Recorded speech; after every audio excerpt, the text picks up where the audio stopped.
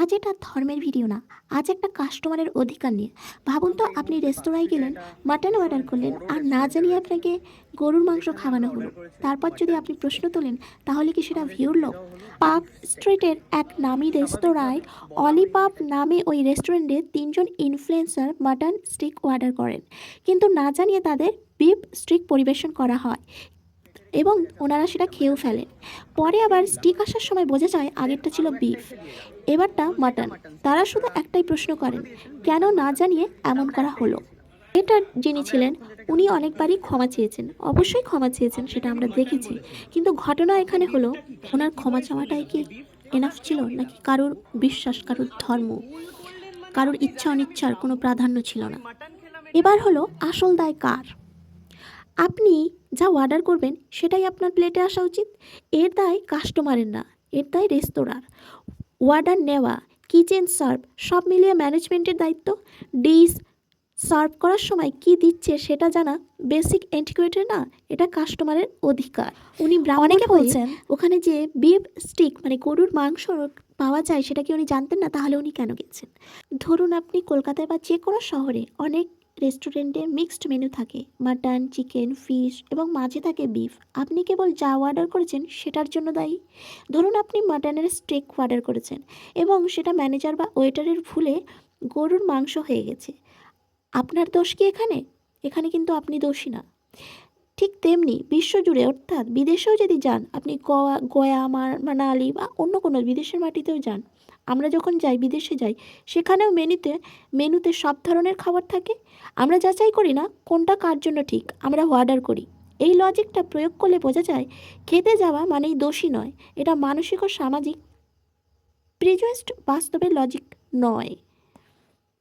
শায়ক শুধু নিজের অর্ডার অনুযায়ী খেয়েছে, যদি ভুল হয়ে যায় সেটা রেস্টুরেন্টের দায়িত্ব। খেতে যাওয়া মানেই দোষী, এটা লজিক্যালি ঠিক নয়। শায়কের হাজার দোষ মানলাম, কিন্তু যেটা সত্যি সেটা তো ঠিক, তাই না? এখানে ছেলেটিকে দায়ী করাটা কি ভিকটিম ব্লেমিং নয়?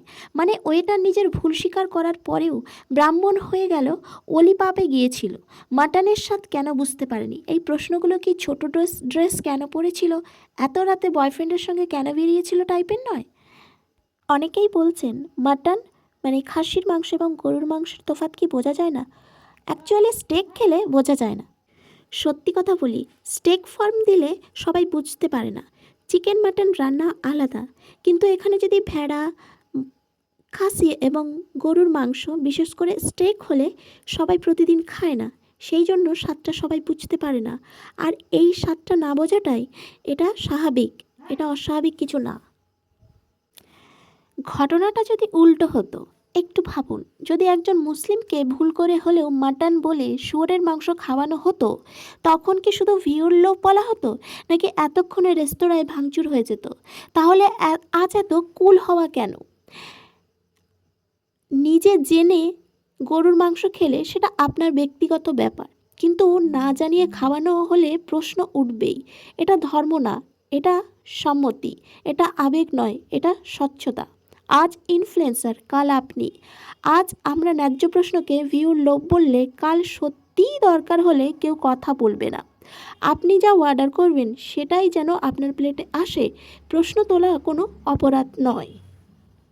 মোট কথা, নিজে জেনে কিছু খাওয়া এক কথা, কিন্তু না জানিয়ে অন্য খাবার পরিবেশন করা একেবারেই অন্য কথা।